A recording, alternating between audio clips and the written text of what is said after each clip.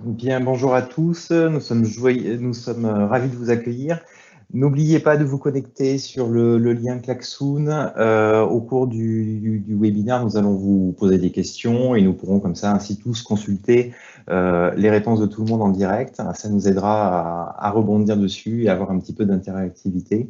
Donc, je vous invite tous à vous connecter sous Klaxoon aussi, en même temps que sous Teams.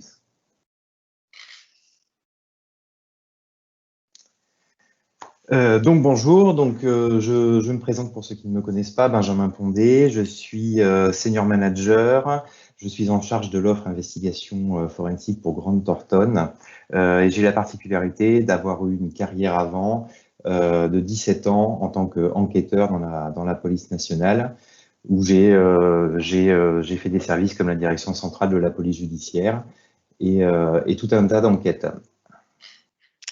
Oui, bonjour à tous. Je me présente donc Caroline Luche-Roquia. Je suis avocate et associée en charge du département droit social de Grant Thornton Société d'avocats et avec une activité importante en matière de litigation, donc de contentieux, ce qui m'amène à rejoindre Benjamin dans cette aventure de l'enquête interne.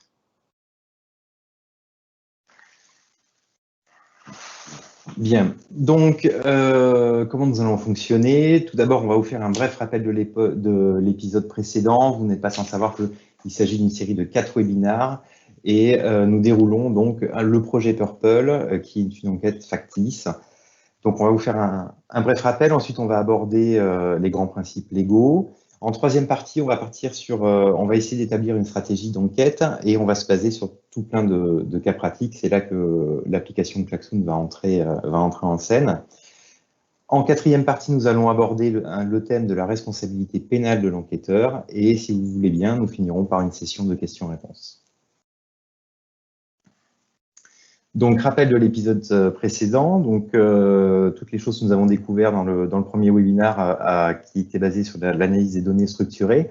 Donc, notre client groupe industriel a reçu une alerte éthique par un lanceur d'alerte qui ne souhaite pas être contacté. Son message était le suivant: j'ai été approché par une personne de votre filiale me demandant des avantages personnels en échange de marché. Je sais qu'un autre de vos fournisseurs est ainsi favorisé depuis 2 ans. Ces pratiques sont inacceptables et ils nous menacent de prévenir la police. Donc, au cours de la vérification préliminaire de l'information, nous avons découvert avec le Data Analytics 2 fournisseurs qui avaient un chiffre d'affaires qui montait progressivement, alors que 3 autres avaient un chiffre d'affaires descendant. Ensuite, nous avons aussi découvert qu'il y avait du sponsoring hors compte dédié. C'était au bénéfice du club nautique des marins brestois. Et nous avons aussi eu une fausse piste, un fournisseur qu'on pouvait qualifier de fantôme. Mais après croisement avec la base Sirène, on s'était aperçu que sa cessation d'activité était concordante avec son chiffre d'affaires qui descendait.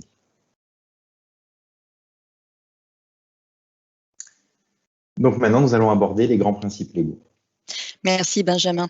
Alors, vous savez que le principe de notre webinaire aujourd'hui, c'est de vous faire intervenir au travers d'un klaxon. Alors, on va pas vous lâcher dans la nature comme ça tout seul et je me propose de vous faire un petit rappel des limites relatives à toute enquête interne au sein d'une entreprise et de faire référence aux 3 grands principes qui vont mettre en exergue en fait les libertés individuelles. Donc, je vais aborder rapidement le droit à la propriété privée, ensuite le droit à la vie privée et enfin l'exigence de la loyauté de la preuve et de sa proportionnalité. Alors sur le premier principe, le droit à la propriété privée, nous allons avoir affaire à un télescopage entre 2 droits de propriété privée puisque au sein de l'entreprise, on va avoir le périmètre de la propriété de l'employeur et le périmètre du salarié. Alors, quelques exemples topiques. Effectivement, du côté de l'employeur, tout ce qui a trait aux documents professionnels, matériels appartenant à l'entreprise, également les données qui vont être simplement étiquetées personnelles, mais qui n'auraient pas l'exigence qu'on va retrouver ou clairement identifiées comme privées ou personnelles. Là encore, l'employeur pourra y accéder. Autre exemple, un coffre mis à disposition du salarié pour un usage strictement professionnel. Là encore, ça relève de la propriété privée de l'employeur, comme les locaux, comme le mobilier, le matériel informatique. S'agissant du salarié, nous trouvons dans la catégorie de la protection tout ce qui a trait à ses affaires personnelles, un téléphone personnel, un sac à main, des contenus étiquetés donc personnels et du mobilier mis à disposition pour un usage strictement personnel comme une armoire, un vestiaire ou un casier. La deuxième limite a trait à la vie privée. Alors, en ce qui concerne de la vie privée, on va considérer, et ça, vous verrez dans les mises en situation, que dans le cadre de matériel qui va être mis à la disposition du salarié pour exercer son activité professionnelle, est présumé avoir un caractère professionnel. Donc, le principe, c'est le caractère professionnel et à défaut personnel. Et on le retrouve pour l'ordinateur professionnel, le téléphone professionnel. Et lorsqu'on évoque le téléphone professionnel, aujourd'hui, ce sont de véritables ordinateurs, de fenêtres sur notre vie, qu'elle soit professionnelle et privée. Et donc, on parle aussi des messages vocaux, des SMS, tout ce qui est contenu dans le téléphone professionnel et qui ne sont pas tagués personnels, même en dehors des temps et lieux de travail. Et ça, c'est un point important. On a eu également une jurisprudence, une clé USB personnelle mais connectée à un ordinateur professionnel. Là encore, on pourra considérer que ça a un caractère professionnel et l'employeur pourra y accéder. Troisième limite qui a connu une certaine… alors, on va passer parce qu'effectivement, sur la vie privée, simplement pour vous dire qu'il faudra toujours vérifier que dans le règlement intérieur et que la charte informatique autorise les contrôles sur les matériels professionnels et quelles en sont les modalités. Vérifier que le contenu, vous l'aurez compris, des courriels par exemple ne sont pas personnels et ne relèvent pas de la vie privée. Par exemple, je m'adresse à mon mari en disant tiens, est-ce que tu peux faire les courses ce soir? Bah, ça, c'est de ma sphère privée, quand bien même ça soit de mon email professionnel. Et enfin, vérifier que le contenu n'est pas identifié comme personnel ou perso. Et vous verrez un certain nombre d'exigences.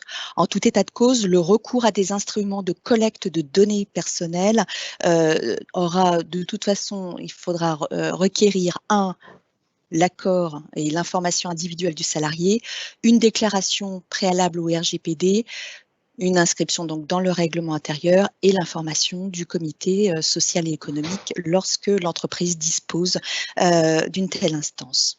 Alors sur la proportionnalité et la loyauté de la preuve, qui est donc la troisième limite, c'est un point qui est vraiment important, c'est-à-dire qu'on ne peut pas apporter aux droits des personnes et donc aux libertés individuelles des restrictions qui ne seraient pas justifiées par la nature de la tâche à accomplir, ni proportionnées au but recherché.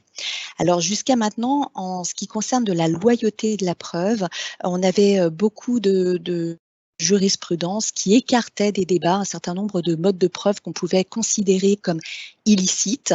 Vous avez aussi la prohibition de stratagème, par exemple un huissier qui n'est pas juste là pour faire de la constatation, mais qui a organisé un véritable montage pour que le salarié se mette en faute, ou bien des procédés clandestins comme de la vidéosurveillance sans que les salariés ou personnes ne soient au courant.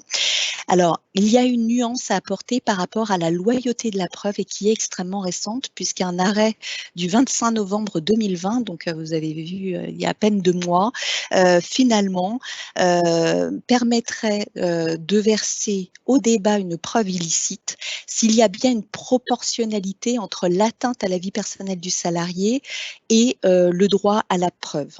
Et donc, dans cet arrêt, il s'agissait notamment de recoupement d'informations de fichiers, de journalisation extraite de données centralisées, donc de login, de l'AFP et d'un certain nombre de messages qui ont été donc analysés et le salarié pour se défendre avait invoqué l'absence effectivement d'autorisation préalable auprès de la CNIL et avait indiqué le traçage permettant de me relier mon adresse IP à ma personne. Donc, c'est un moyen de preuve illicite. Et la Cour de cassation a considéré que dans la mesure où il ne s'agissait pas d'un traitement automatisé, mais bien d'une démarche spécifique pour pouvoir relier ce salarié par rapport à une usurpation de données, eh bien, la Cour de cassation a considéré que ce mode de preuve était tout à fait loyal et proportionné par rapport au but à atteindre, quand bien même il n'y ait pas eu de déclaration préalable auprès de la CNIL. Donc ça, c'est important et vous verrez dans les mises en situation que ça peut donner une certaine résonance par rapport à certains modes de preuve. Ensuite, sur la proportionnalité, très rapidement, parce que nous allons le voir dans le cas des mises en situation, donc bien évidemment, il faut que ce soit proportionnel. Donc, en temps de terrorisme, en temps de crise, eh bien, on peut effectivement exiger d'un salarié d'ouvrir son sac à l'entrée de l'entreprise ou même de prendre sa température. En revanche, un système de vidéosurveillance en continu qui n'est pas licite en tant que tel si il est complètement disproportionné par rapport au but recherché. Voilà, j'en ai terminé sur la présentation des principes légaux.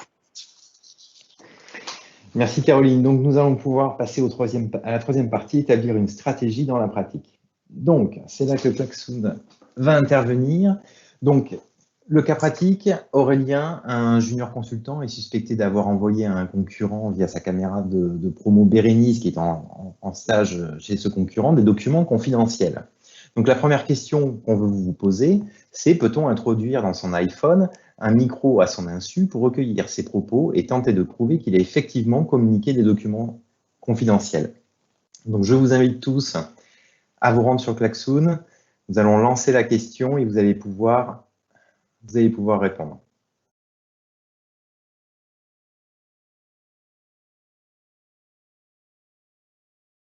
Voilà, donc les votes sont ouverts.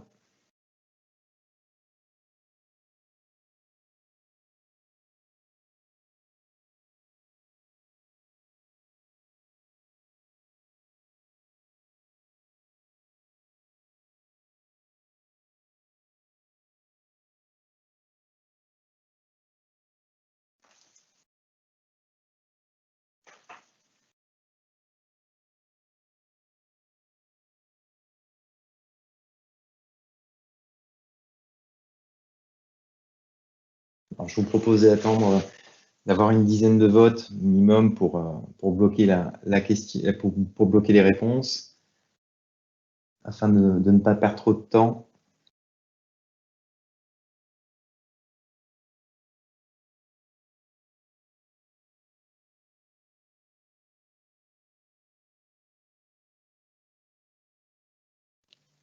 Je pense qu'on peut bloquer les réponses, hein. Pour l'instant, nous avons donc 90% de non, 10% de oui. Alors, est-ce que je réponds tout de suite ou j'attends la fin du slide? Oh non, je pense que tu peux répondre tout de suite. Bon, bah, écoutez, effectivement, vous avez la majorité l'emporte si l'employeur en fait n'informe pas le salarié et qu'il fixe le micro à son insu, alors l'exigence de la loyauté de la preuve ne sera pas respectée. Donc, effectivement, ce n'est pas possible.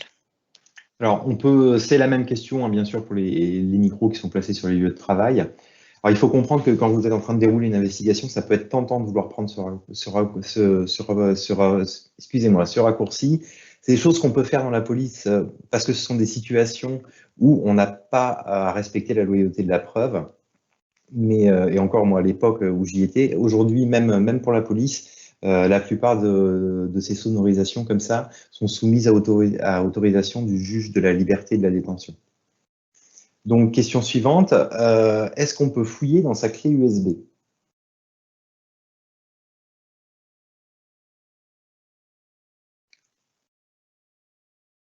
Donc, on est sur sa clé USB personnelle. La question, c'est est-ce qu'on peut y voir si on peut récupérer ces documents confidentiels?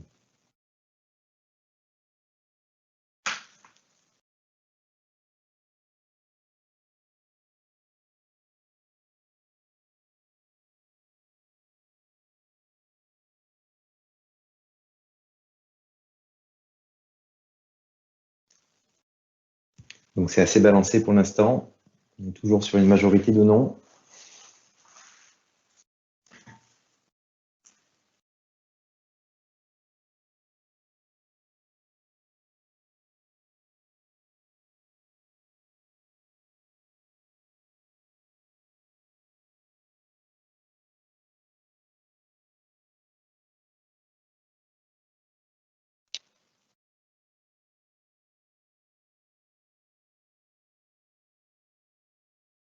Je vous propose d'arrêter sur cette victoire du non et de découvrir la réponse. Bon, il y aura une nuance, bien évidemment. Si la clé USB, qui est clairement identifiée personnelle, trône sur le bureau du collaborateur, effectivement, on va considérer qu'il s'agit d'un matériel qui est personnel. En revanche, et donc c'est une jurisprudence qui a ouvert cette voie, si la clé USB est connectée à l'ordinateur professionnel, c'est présumé pour un usage professionnel. Et là, effectivement, l'employeur et son enquêteur pourra y accéder sans difficulté. Et en termes techniques d'enquête, on pourrait même aller plus loin. Si on n'a pas la clé USB, ça ne nous empêche pas de savoir ce qu'on a copié dessus. Je m'explique, en digital forensic, à partir du moment où vous avez l'ordinateur sur lequel a été connectée cette clé USB, il faut savoir que dès que vous faites un copier-coller de la clé USB vers l'ordinateur ou de l'ordinateur vers la clé USB, vous alimentez un fichier technique de Windows qui va noter consciencieusement la date et l'heure du copier-coller ainsi que le nom du fichier. Et moi, il m'est arrivé comme ça, sans avoir la clé USB, de pouvoir déterminer en post-mortem, après coup, ce qui a été copié-collé sur la clé USB à partir du nom des fichiers. Je vous propose de passer maintenant à la question suivante. Donc, des rumeurs persistantes visent des employés d'un entrepôt. Ces derniers organiseraient un trafic de produits stupéfiants. Alors, Bardamou est soupçonné d'être à la tête du réseau car il se dégage parfois une odeur de cannabis de son bureau. À votre avis, peut-on fouiller dans son bureau? Si oui, est-ce qu'il doit être présent?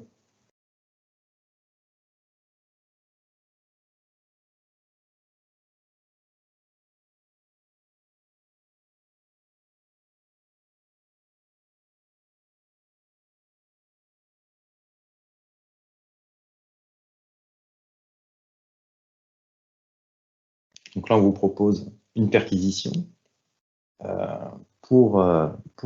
sous la légitimité de lutter contre un trafic de produits stupéfiants. Et on aborde la question de la présence en cas de fouille.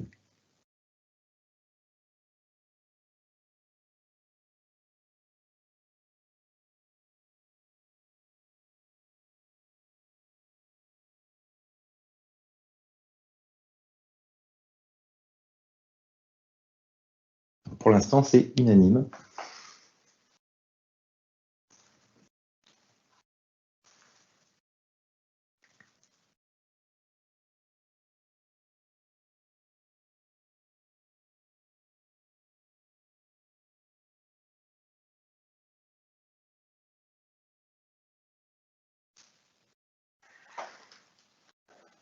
Eh bien, je pense qu'on a assez de réponses pour pouvoir révéler la réponse.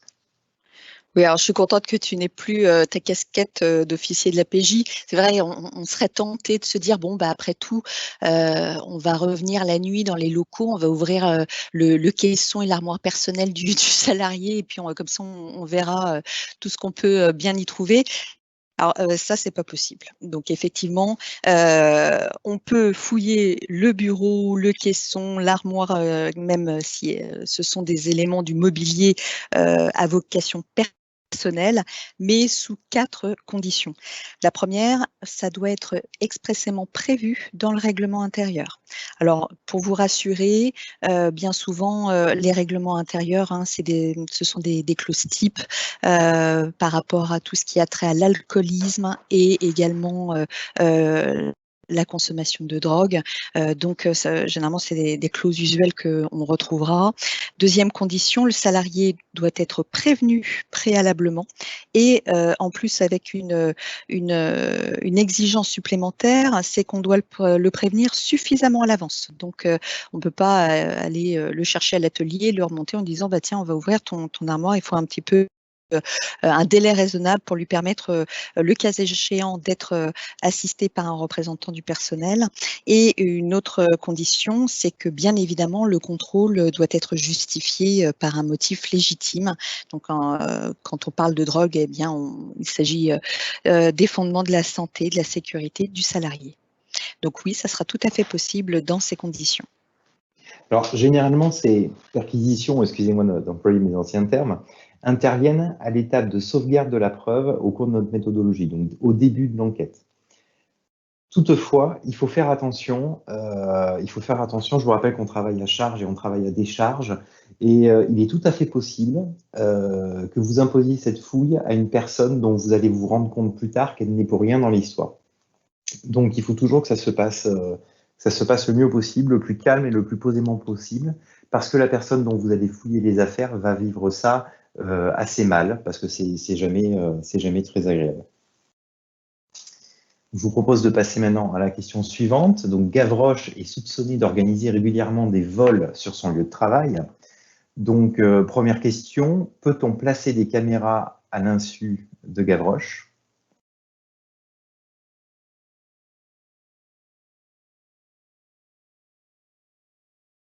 Voilà, donc est-ce qu'on peut passer des caméras à son insu sur le lieu de travail, bien sûr? Bien sûr, ces caméras serviront dans le cadre de l'investigation à démontrer ou à infirmer ou à confirmer l'infraction.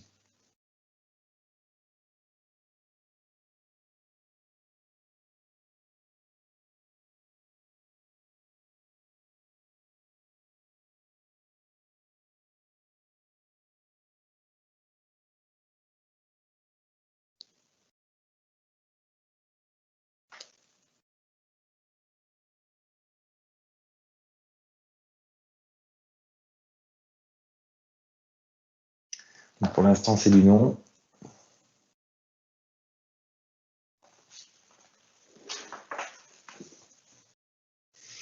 Alors, donc, la réponse?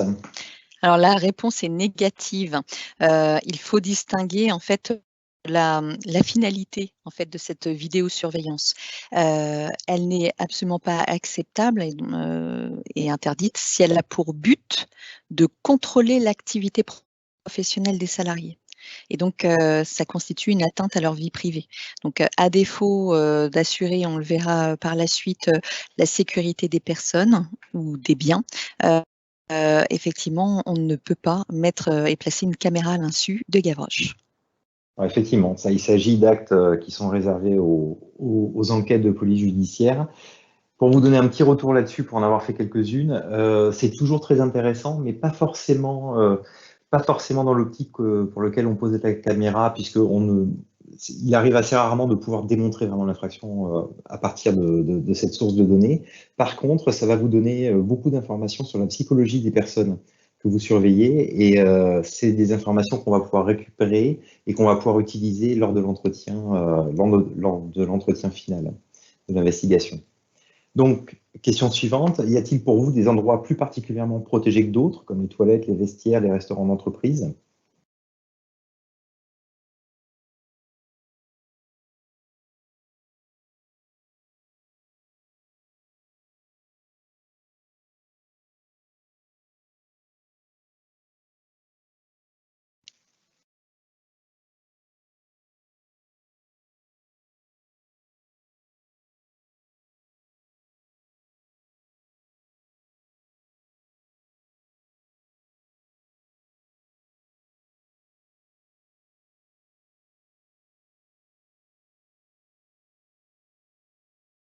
Pour l'instant, nous avons un oui franc et massif.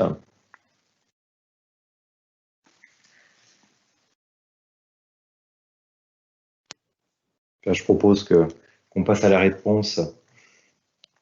Oui, alors c'est issu de la jurisprudence européenne, hein, donc la Cour européenne des droits de l'homme insiste sur l'importance du respect du droit à la vie privée et va hiérarchiser un certain nombre de lieux et donc des endroits qui relèvent bien évidemment de l'intimité, notamment des toilettes ou des vestiaires. Donc là, la protection sera vraiment accrue. Donc la vidéosurveillance, qu'elle soit alors continue, mais même ponctuelle, va très probablement être écartée à chaque fois parce qu'on va considérer que ça relève de l'intimité, de la sphère très intime. Ensuite, vous avez une dégradation sur des espaces de travail fermés comme les bureaux. Donc là, la protection sera élevée, mais possible lorsque effectivement ça sera proportionné et légitime par rapport au but à atteindre. Donc il est Le principe, c'est l'interdiction d'installer de toute façon un système de vidéosurveillance dans tout ce qui est attrait à des lieux qui ne sont pas dédiés à une activité professionnelle. Alors, j'attire votre attention sur cette question. On en reparlera tout à l'heure, mais il s'agit d'une erreur qui pourrait engager votre responsabilité pénale en fonction du lieu où est placée la caméra, d'autant plus que certains lieux impliqueront vont toucher un large public qui n'aura rien à voir avec l'enquête. Il faut faire attention, c'est un peu comme la pêche au filet. Quand vous installez une caméra, vous pouvez récupérer très très large en fait. Bien, je vous propose donc, question suivante. Donc, l'alerte précise que Gavroche ferait transiter le produit de ses vols par un contact qu'il rencontrerait régulièrement à l'arrière d'un entrepôt de l'entreprise. Donc, la question est la suivante. Peut-on identifier le complice de Gavroche par des enregistrements de vidéosurveillance? Donc, on nuance un petit peu encore la situation sur la vidéosurveillance.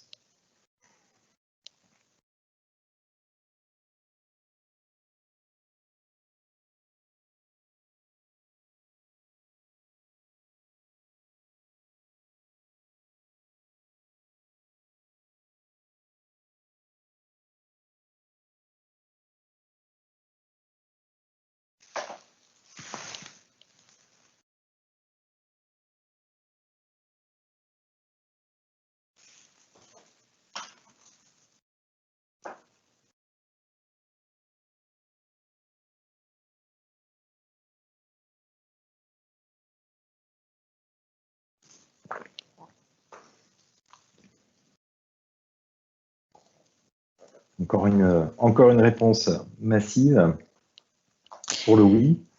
Eh oui.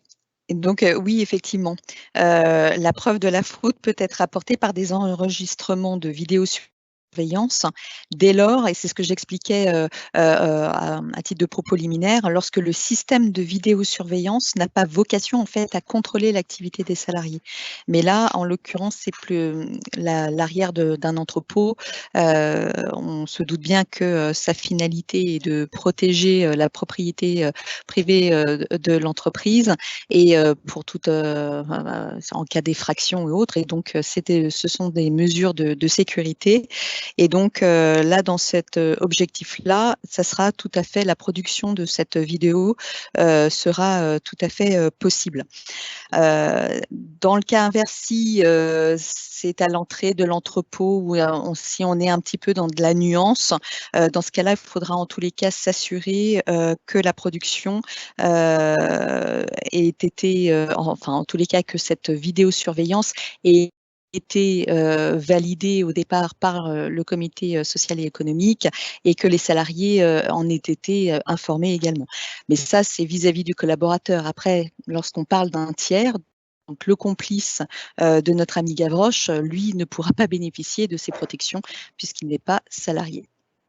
Et donc, la vidéosurveillance dans ce cadre-là, c'est un outil très intéressant pour les investigations et elles sont régulièrement oubliées tant par les enquêteurs que par les personnes qui sont visées par l'enquête. Et ça, pour nous, c'est une force parce que avec l'habitude de voir tous les jours cette vidéosurveillance, l'habitude fait qu'à la fin, on ne la voit plus. Et donc, pour nous, ça peut être très utile pour surveiller les personnes visées par l'enquête. On a eu un dossier où, en consultant la vidéosurveillance, on a appris, pour illustrer mon propos, qu'on avait une brèche dans la confidentialité de l'enquête. En fait, on est tombé sur les employés qui avaient oublié la vidéosurveillance, qui étaient en train de détruire le matériel informatique parce qu'ils avaient été mis au courant de l'enquête. Et donc, ils essayaient de procéder à la destruction avant qu'on puisse saisir le matériel.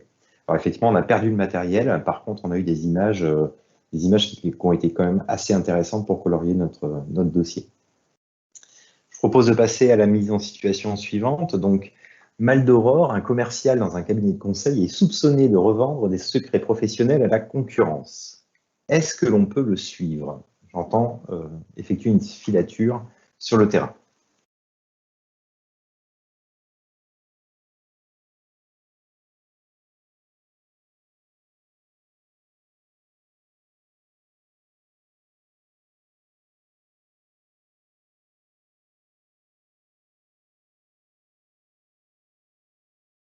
Là, c'est l'indécision totale.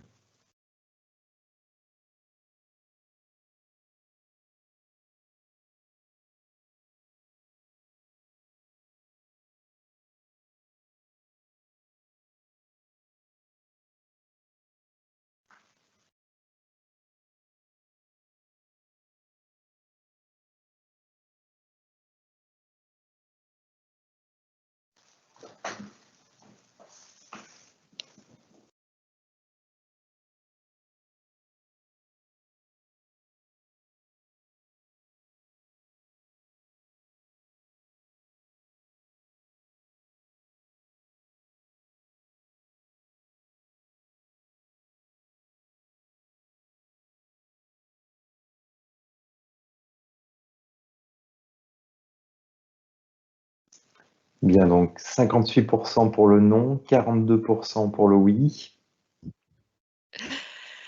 Eh ben, effectivement, le principe, c'est qu'on ne peut pas utiliser la filature comme un mode de preuve qu'on va considérer comme une violation de la loyauté de la preuve.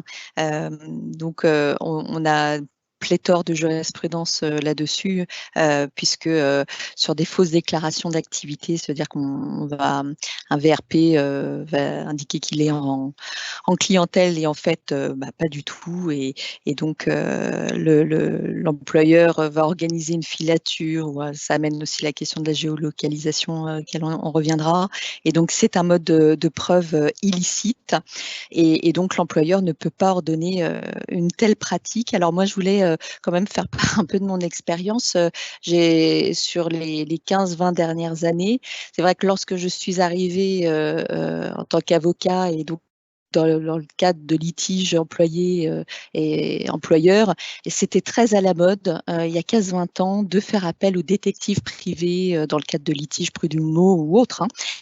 Et on a vu vraiment un durcissement. C'est-à-dire qu'aujourd'hui, l'avocat travaille pratiquement plus avec les détectives privés. Alors sans doute parce que aussi on a des enquêtes et on utilise la data plus que de la filature un peu comme à l'ancienne.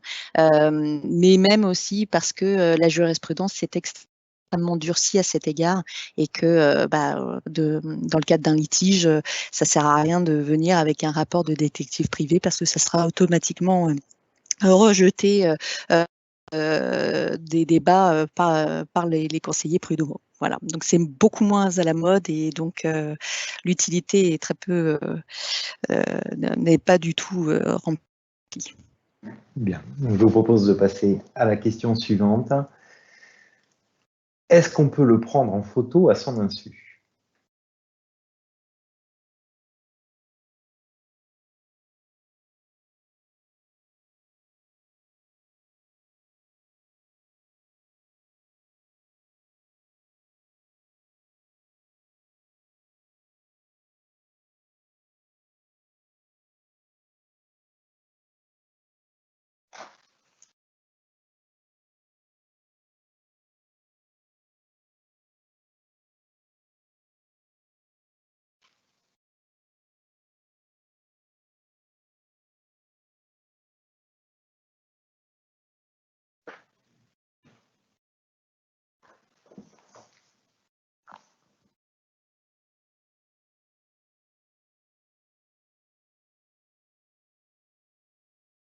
Une forte domination du non pour l'instant.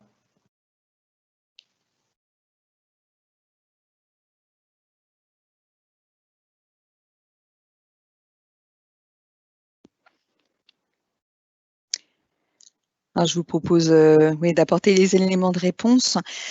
Donc, la prise de photographie qui a pour objectif de contrôler l'activité du salarié, effectivement, ça ne sera pas possible. En effet, dès lors qu'un dispositif de surveillance a pour objet de contrôler l'activité, donc on revient sur ce même principe, en tout état de cause, l'employeur, il faudra qu'il informe individuellement le salarié de l'existence d'un tel dispositif et et que l'utilisation peut être faite à son encontre.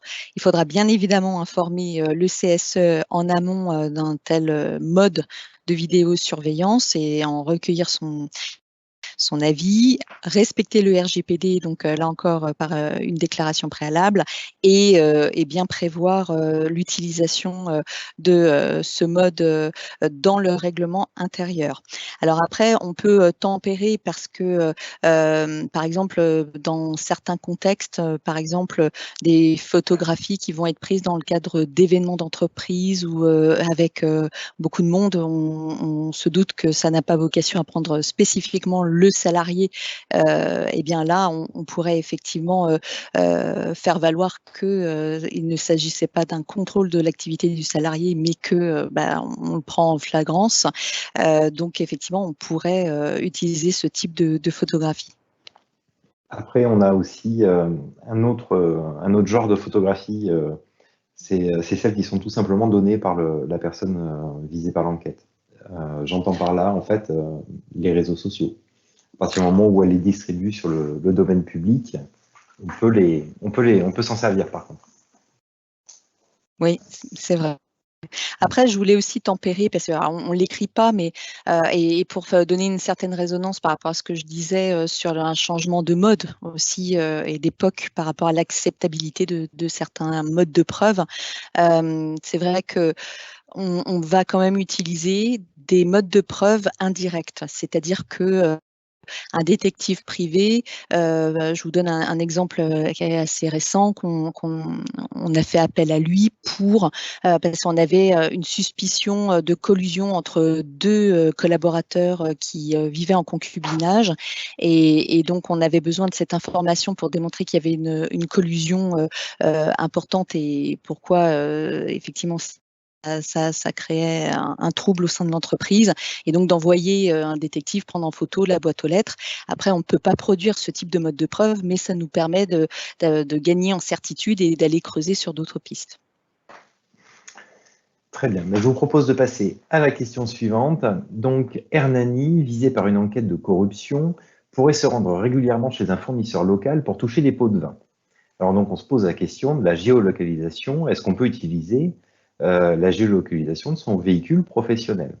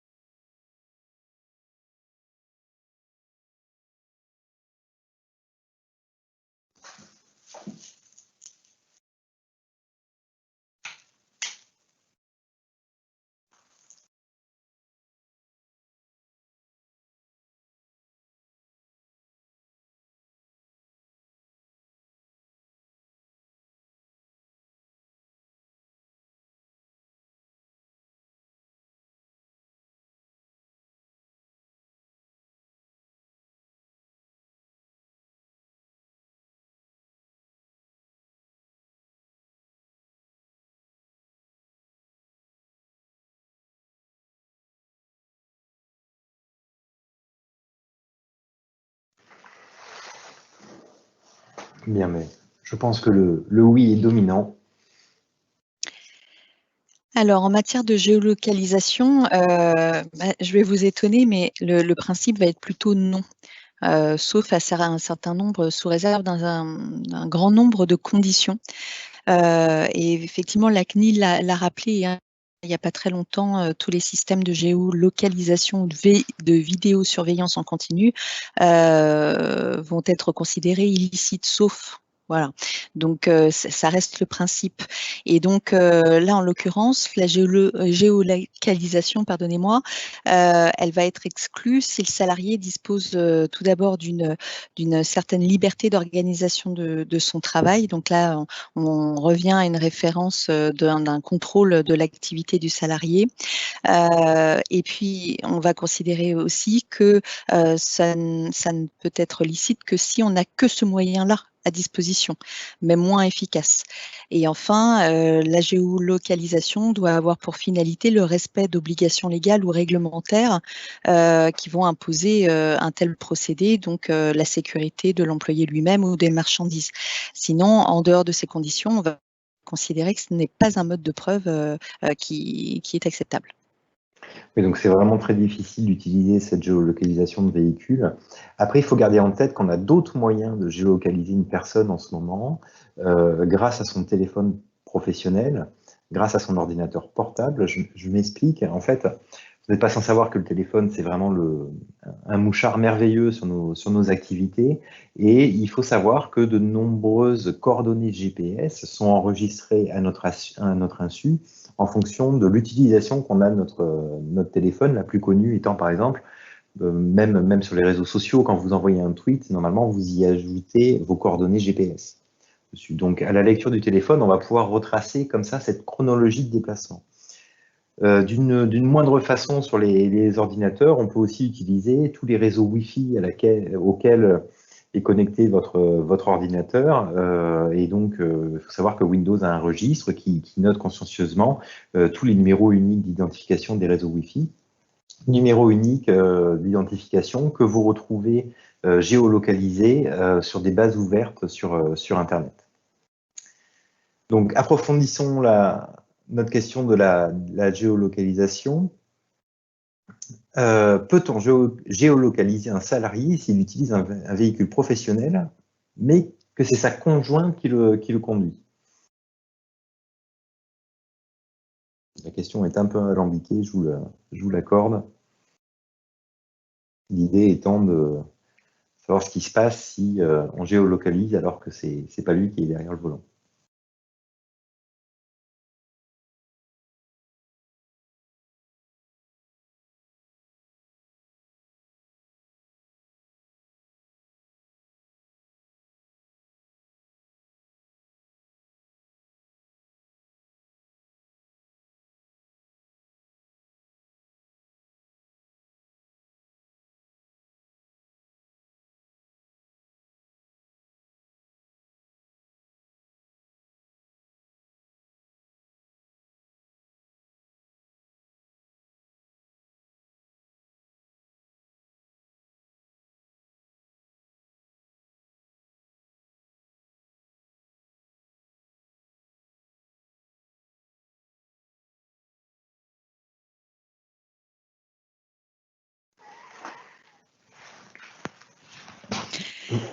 Je pense qu'on Alors peut là, passer à la réponse. effectivement, la question est un peu tortueuse.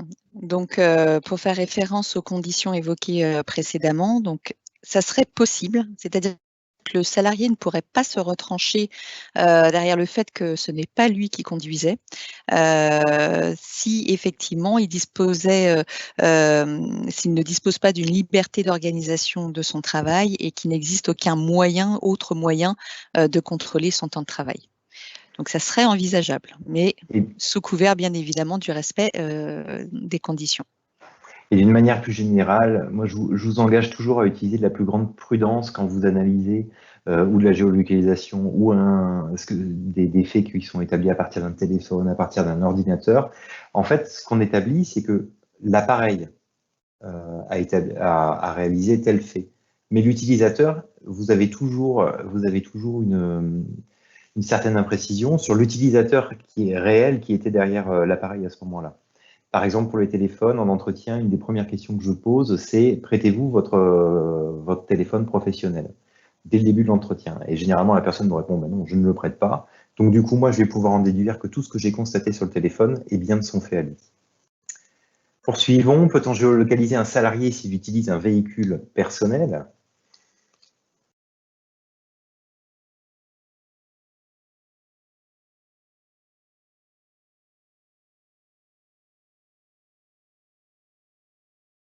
Et je vous propose de réduire encore un peu le temps de réponse si on veut avoir le temps d'aller au bout. Le nom l'emporte et effectivement, l'employeur ne peut pas géolocaliser un véhicule personnel parce que la géolocalisation est proscrite dans le cas d'un salarié qui disposerait donc d'une liberté dans l'organisation du travail. Et donc, en l'occurrence, oui, on revient toujours aux mêmes conditions et le véhicule personnel, c'est souvent la distinction entre le véhicule de fonction et celui que le salarié va avoir en leasing payé par la société, mais avec un usage privé. Donc, on a pléthore de jurisprudence là-dessus, donc il faut toujours vraiment se méfier par rapport aux circonstances. Allez, je vous propose de passer à la question suivante. Donc, Balthazar est suspecté d'évoquer dans un email une entente avec un fournisseur pour l'obtention d'un appel d'offres. Peut-on consulter ces emails tagués personnels? Donc, par tagué personnel, j'entends l'objet du mail contient le mot personnel.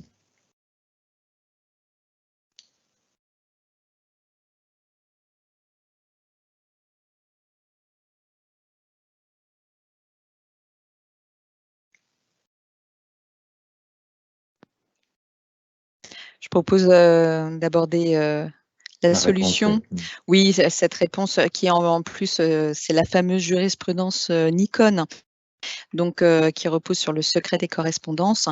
Donc non, effectivement, l'employeur ne peut pas prendre connaissance des messages personnels d'un salarié, même si l'email est situé sur la boîte email professionnelle. Et là, lorsqu'ils sont tagués personnels, ça c'est un élément très important. Donc même quand il y a un message et l'objet c'est perso, on ne peut pas y accéder. Même si la boîte mail est consultée grâce à un outil informatique mis à disposition pour son travail. Autre point intéressant, même si l'employeur a interdit une utilisation non professionnelle de l'ordinateur. On a essayé de faire valoir ce point en disant bah oui, mais il est au temps et au lieu de travail et il n'est pas en pause déjeuner, donc il est censé travailler. Donc non, même ça ne marche pas. En revanche, il ne suffit pas juste de mettre son nom, ou il y a vraiment une exigence sur le fait de bien identifier le caractère personnel. Donc ça va être personnel ou perso, mais pas de mes documents, par exemple. Ça ne fonctionnerait pas. Ce n'est pas considéré comme un tagage acceptable. Très bien. Oui, le secret des correspondances, on y reviendra plus tard, mais effectivement, là, vous pouvez engager votre responsabilité pénale si vous franchissez la ligne. Donc, question suivante. Balthazar est suspecté, donc on est toujours sur la même situation. Peut-on consulter sa messagerie personnelle? Là encore, je propose de raccourcir le temps de réponse pour avoir le temps de tout passer. La question est quand même assez facile. Eh oui, c'est non. Non, effectivement, dans ce cadre-là, tous les courriels qui sont émis et reçus par le salarié sur sa messagerie personnelle, distincte de sa messagerie pro, a nécessairement un caractère privé et est couvert par le secret des correspondances. Donc, même si elle a été utilisée à des fins professionnelles, par exemple. Donc ça, je souligne cette jurisprudence. Très bien. Donc, passons à la question suivante. Donc, toujours sur l'entente avec un fournisseur pour l'obtention d'un appel d'offres, peut-on consulter sa messagerie instantanée d'entreprise?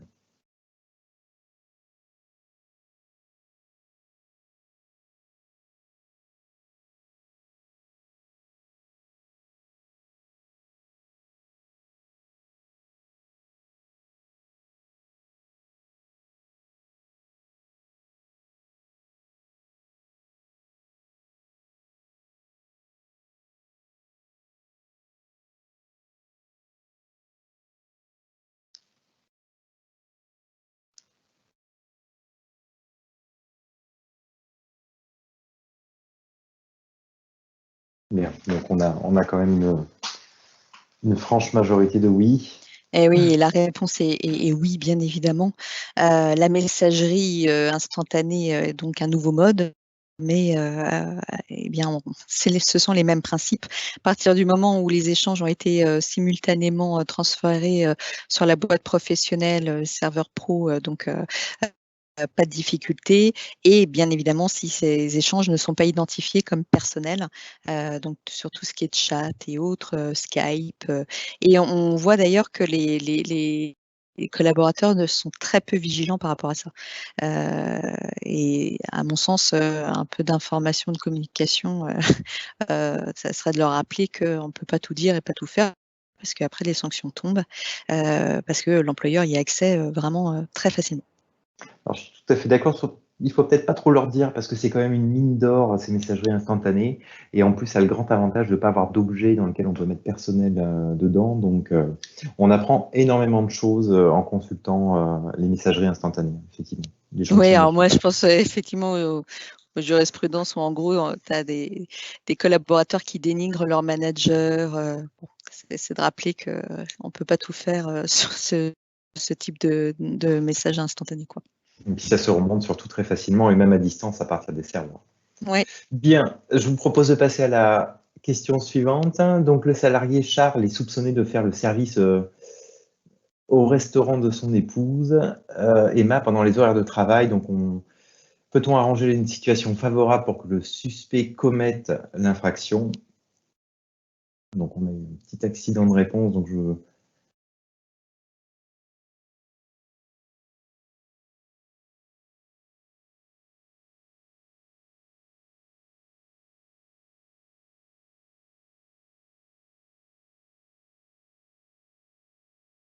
c'est toute la différence dans la police entre le coût d'achat et le coût de vente quand on travaille sur la lutte contre les produits stupéfiants.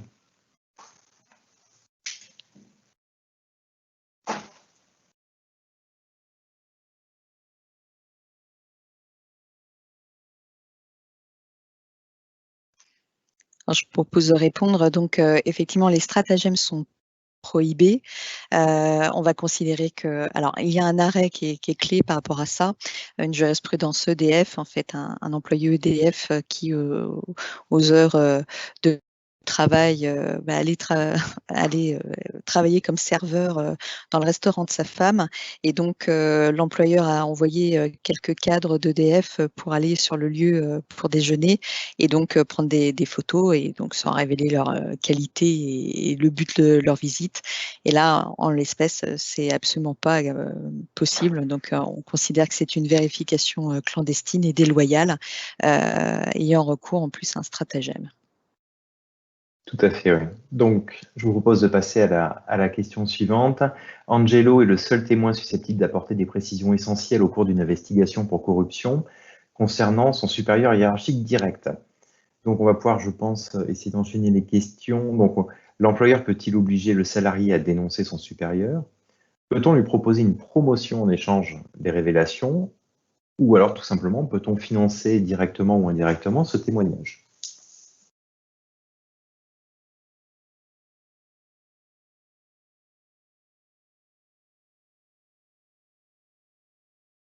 Une première question, peut-on l'obliger à dénoncer son supérieur? Savoir que par obligation, on entend une exigence qu'on ferait connaître aux salariés.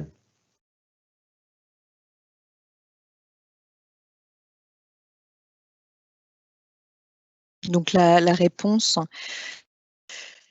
eh bien non, là c'est la même chose. On ne peut pas contraindre un salarié à faire usage donc de sa liberté d'expression, donc on ne peut pas l'obliger à dénoncer.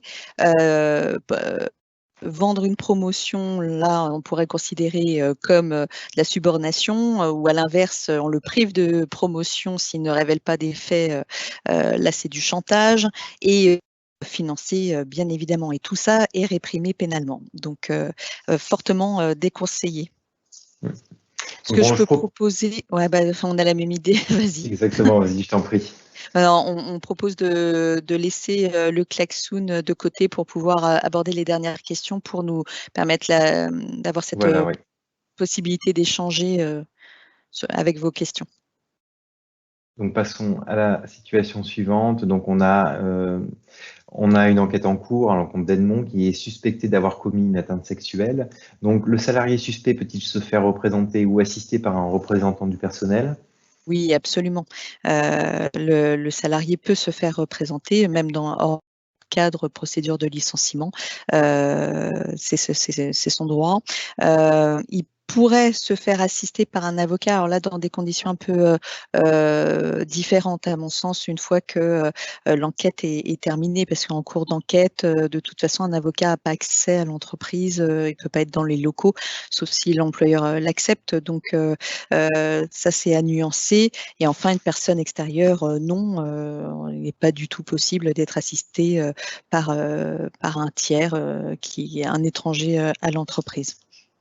Très bien, donc situation suivante. Antoine, soupçonné de favoritisme auprès de certains fournisseurs, est interrogé sur son absence le jour d'une invitation du dit fournisseur à assister à une course de Formule 1. Y a-t-il des informations que le salarié ou le médecin du travail peut retenir en invoquant le secret médical? L'idée là, c'est qu'est-ce que vous faites si vous tombez sur une personne qui veut invoquer un secret lors de l'entretien pour éluder vos questions?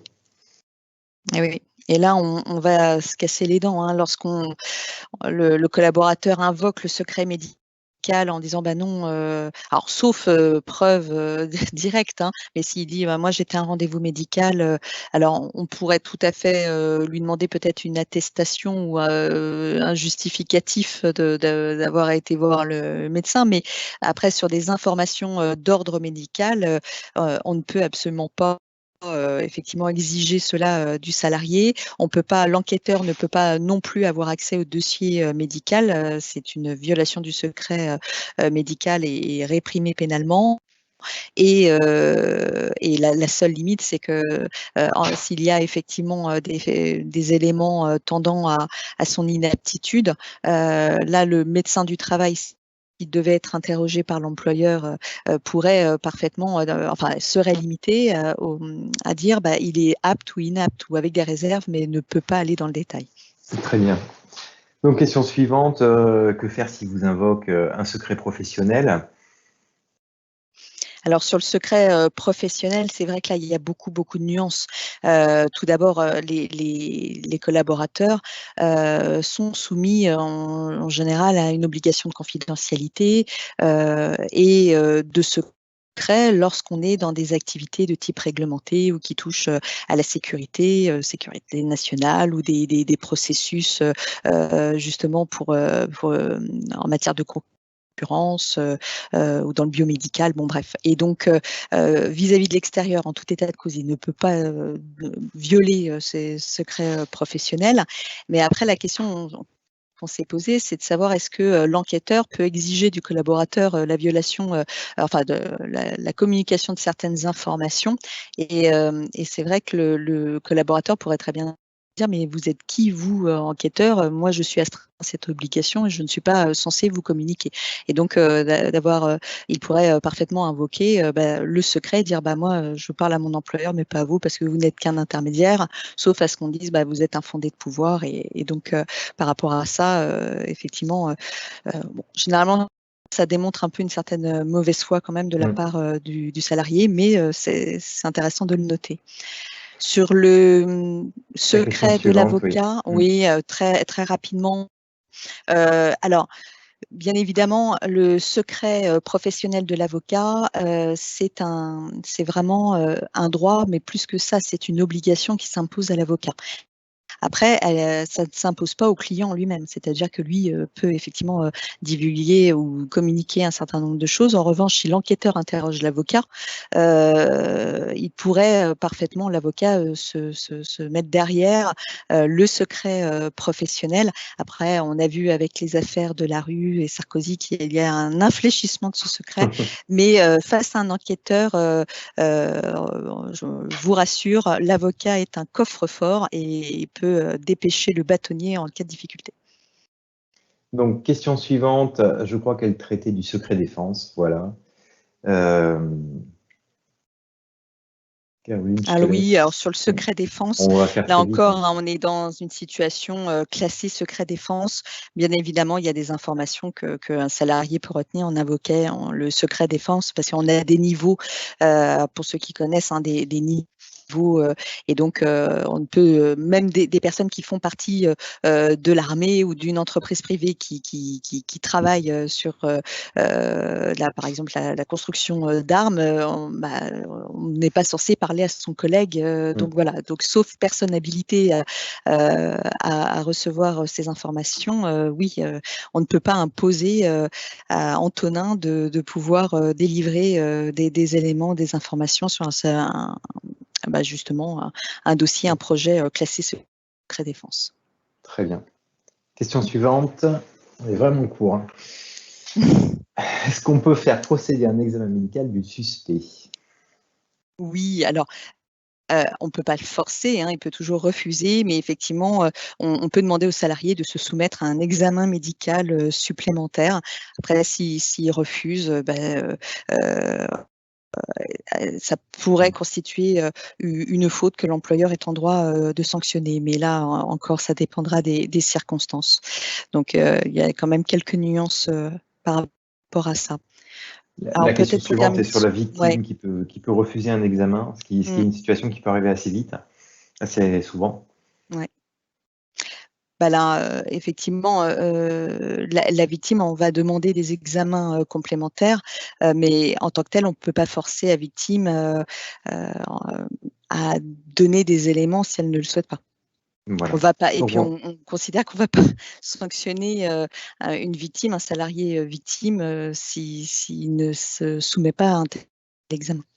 Et donc, on arrive enfin à une dernière partie un tout petit peu en retard. Nous prions de nous en excuser sur la responsabilité pénale de l'enquêteur. C'est un sujet qui me tenait à cœur.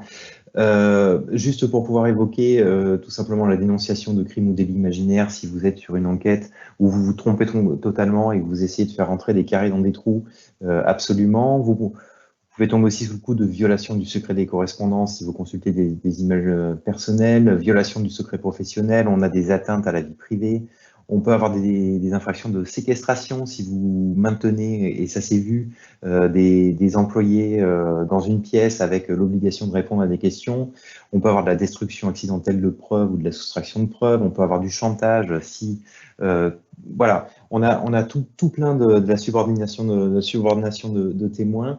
On a tout plein d'infractions qu'on peut réaliser sans forcément le vouloir quand on est en train de faire une investigation. Donc, on voulait juste attirer votre attention sur le fait que, voilà, une investigation, c'est quelque chose de très puissant, c'est quelque chose qui peut bouleverser des vies parce que la personne visée par l'enquête peut perdre son travail, ça peut amener à des divorces, ça peut amener à énormément de situations de vie très différentes.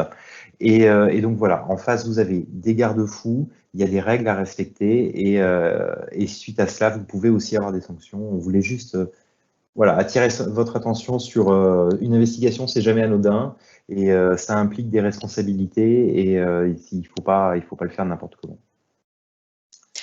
Benjamin, peut-être parce Oui. que c'est vrai que le temps est compté, mais il y avait une question sur le cas d'un foresti sync digital, donc une question sur un poste saisi par exemple, et la question était quels sont les pièges à éviter pour que les preuves soient recevables, par exemple le séquestre, l'intervention d'un huissier, l'image des disques durs en présence, enfin donc de pouvoir ouvrir ces éléments en présence d'un huissier ou pas. Toi, en termes de bonnes pratiques, qu'est-ce que tu préconises par rapport à ça? Alors, la meilleure des bonnes pratiques, c'est de faire ça avec un constat d'huissier qui sera sur place et qui va attester que vous avez bien pris tel numéro d'ordinateur avec tel numéro de série, que vous l'avez démonté, que vous avez constaté que c'était tel disque dur avec tel numéro de série, et de noter tout ça. Ça, c'est la meilleure chose à faire. L'erreur classique, c'est de prendre l'ordinateur, de rien noter, de retirer le disque dur sans prendre aucune photo qui pourrait attester que le disque dur que vous analysez, c'était le disque dur qui était dans l'ordinateur, ou même pire, procéder à la copie du disque dur sans utiliser de bloqueur en écriture et donc modifier le support.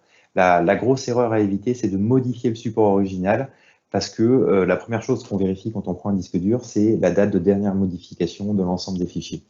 Et si votre date de dernière modification se situe après la saisie de l'ordinateur, c'est que vous avez modifié le support et que donc vous avez compromis les informations qui sont dessus.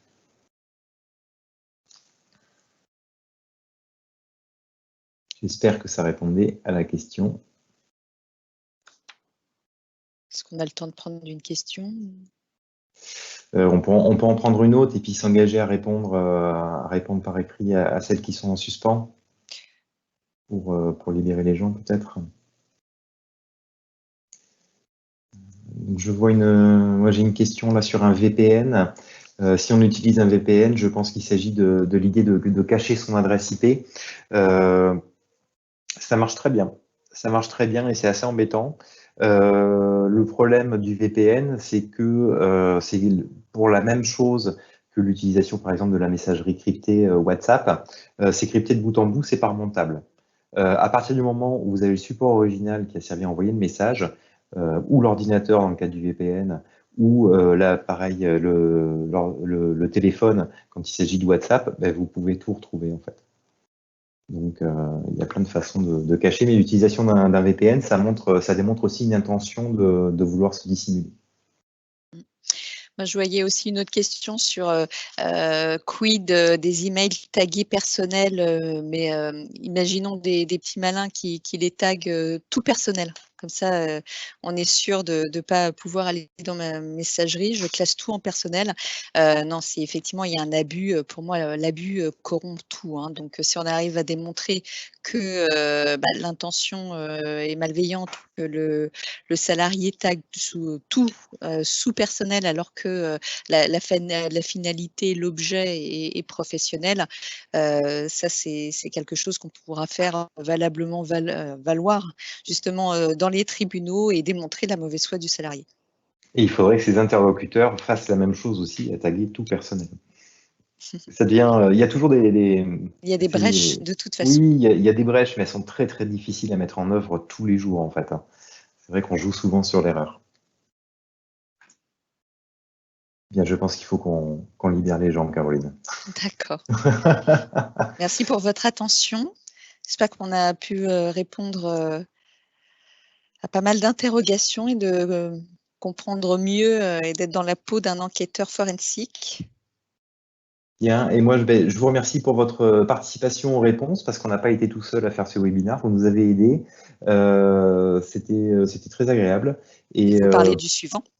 Et pour ma part, voilà, je vous donnerai rendez-vous le 2 mars à 13 h pour traiter du digital forensic. Donc là, dans le cas pratique qu'on a suivi, on se posait la question toutes les questions de comment enquêter. Donc maintenant, on va aller récupérer l'ordinateur et le téléphone de cette personne et je vais vous montrer, vous illustrer toutes les choses qu'on peut trouver et les failles qu'on peut aussi exploiter.